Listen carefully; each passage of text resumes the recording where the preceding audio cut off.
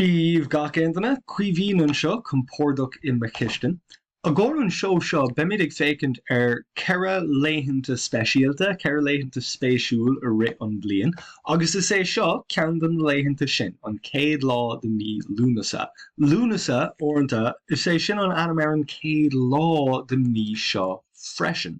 Agus is é anam an mí atá ann. Tá ceithre laethanta cosúla sin a rith an bblion.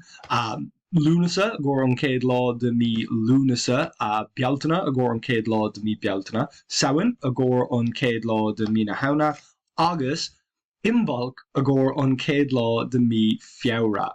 Agus tuigim nach taobhan an anam sin le an sais pátrún tá lonathe lena trí anamnacha eile. Inniu an ghéileann atá míad ag leabhart inniu, an ghéileann atá ag úsáid in éireann anois. Úsáid míad an anam Feabhra agóir an darad mí den bhliain. Tá cúpla den na míosa in éireann, tá anamnacha gaeilge acu, ach tagann an anam gaeilinn sin ó tanga eile cosúla an ladan, mar hampla anar agóir an céad mí den bhliain.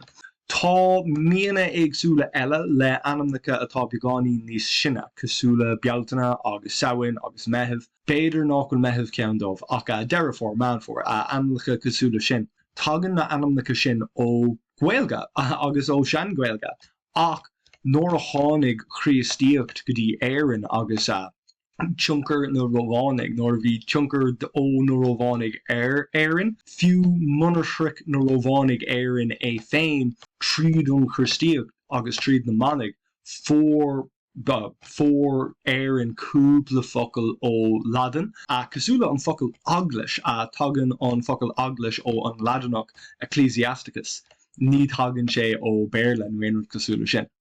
Seo an spéir madan dé Lughnasadh inniu, madan dé Lughnasadh an bblion seo an mí seo. Tá an ceann seo imethe den bblion seo, ach má brúmid a roiig go dtí an céad bblion eile, go dtí 2025, seo chun is feicigh an spéir.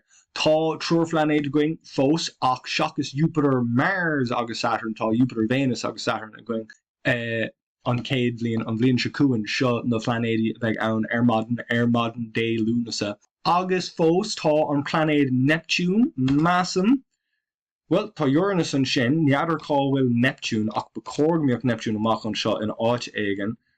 Díreach Anna congra go dtí Saturn an céad lá de mí Lughnasadh, Lughnasadh sin é anam an lá. Tá Lughnasadh ceann denna laethanta ráithe. Is é rá ná 3 mí, ein catharú de blian, ach tá focail speisialta a gcuin nóair tá muid ag caint meall ar páirt den bhliain. Tá sé cosúla caicís, is é caicís gá seachtain, seo fós an bblion atá ag teacht an bblion seo cuain, ach tá muid chun brú a roiig beagání go dtí an céad ceann eile an bblion seo. Na laethanta ráithe is iad siúd na laethanta atá ein catharú tríd an bhliain, agus dábrí sin as béarla gléithantar na laethanta catharú, nó na laethanta Tras-Ceathrú orthú, agus tá fála sin. Seo é lá Samhain, an céad lá de mí na Hamhna, lá Samhain, atá ag teacht suas, agus tá dábal a eiscintar madan ghfuil Mars agus Jupiter ard glór san spéir hena féin má brúmid siar go dtí tosach an ihe. Well, seo rih a hain go clog, Mars, Jupiter agus Saturn na tróracha san spéir, agus cinnte gofuil Uranus trasna an sin agus Neptune trasna an sin freisin. Tá tuile plánéid le heiscint an seo an lá Samhain.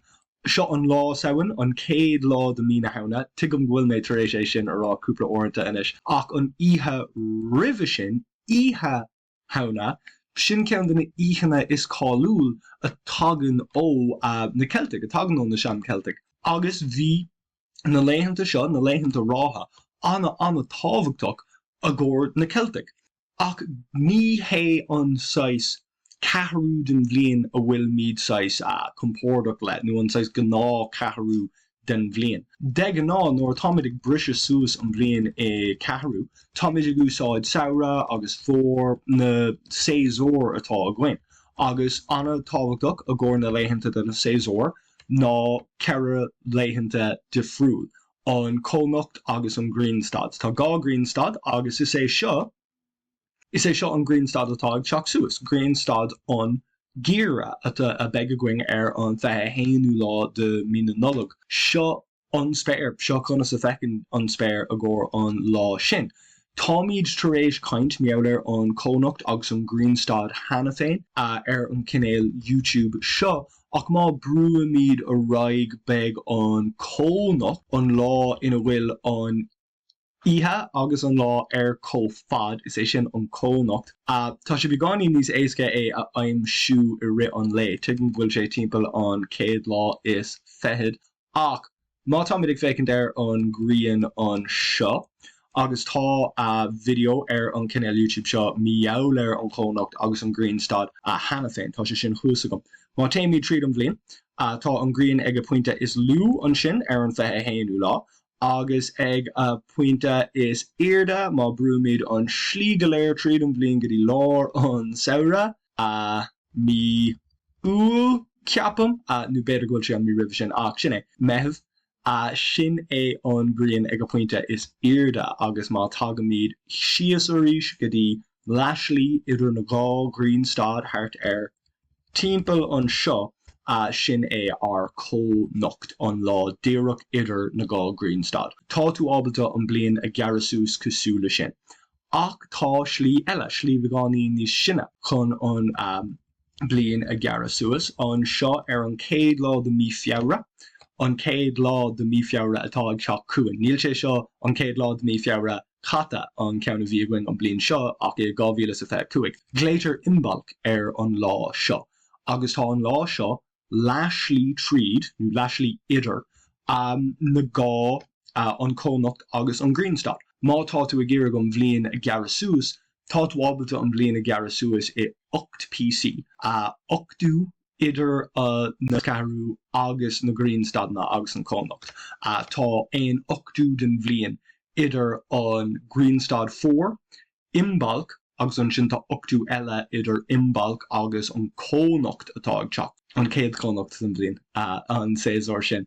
Seo an spéir an ihe Imbolc, seo ihe Imbolc agus tá ceithre flanéad agus an ghealach le eiscin san spéir agus freisin Neptune agus Uranus agus Neptune amach an sin áit éigen freisin.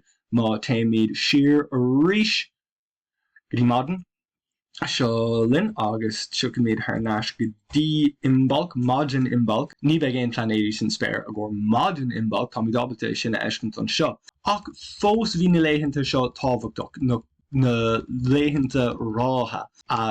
Bhí na Laethanta Ráithe slí amháin déiteach tú an blion a gearra suas.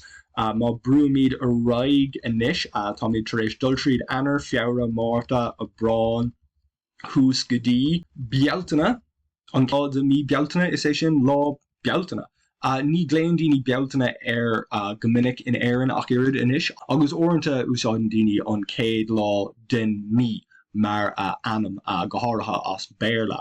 Ach seo ceann na Laethanta Ráithe sin eile a bhfuil a gcuing. Seo é an ihe agus tá muid ábalta cúpla planéad a eiscint an sin, agus má brúamid siar ríis be mid ag fécint an maidin, má téimid siar lá áháin sin é seo an Grian ag teacht suas an bhfuil Venus le eiscint. Tá na Laethanta seo tábhachtach os cór an starde, os cór an cultúrde na Laethanta Ráithe is slí eile chun an blion a gearra suas. Nóir tá an lá ag pointe is fuide. Tá an lá tar éis a bheith fad golóir le haig cúpla seachtain ribh sin agus cúpla seachtain tar éis. Tá na Laethanta Ráithe ábalta sais gear díreach idir an lár an sin. An bhfuil na Laethanta fada nó gear. Níl sé comhtábhachtach an bhfuil siad ag áilt níos fuide nó ag áilt níos gira. Má tá lá gear ag áilt níos fuide, fós is lá gear atá ann agus sin ceann na rudaí atá tábhachtach meallar na Laethanta Ráithe seo. So sin é Bealtaine an céad ceann Imbolc an céad ceann, Bealtaine an dara ceann. Tá muid tar éis fécinn ar Lughnasadh agór an mí seo agus Samhain sin iad na ceradómh, sin iad na ceiricín. An céad ceann eile atá chun teacht cuain ná lá éile Samhain agus ihe cheanna ribh sin.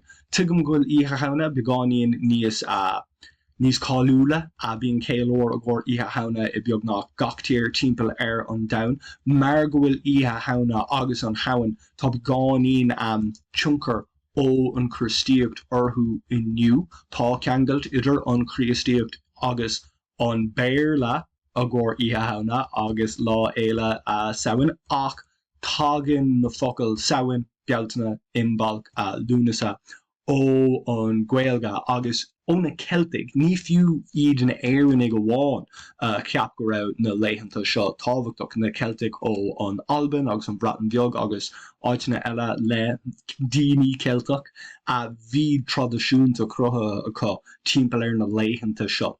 Seo é an céad ceann eile atá teacht. Tá Venus a going, tá Jupiter a going, níl sé seo an céad ceann eile atá ag teacht sin an bblion se ciúin, seo an céad ceann eile atá ag teacht. Lá éile samhain na Mars agus Jupiter san spéir agus an ihe de lá samhain nu ihe samhain beag na tríor flanéid sin le heiscint a go lua istíthe seachas ag deire an ihe nu maidin.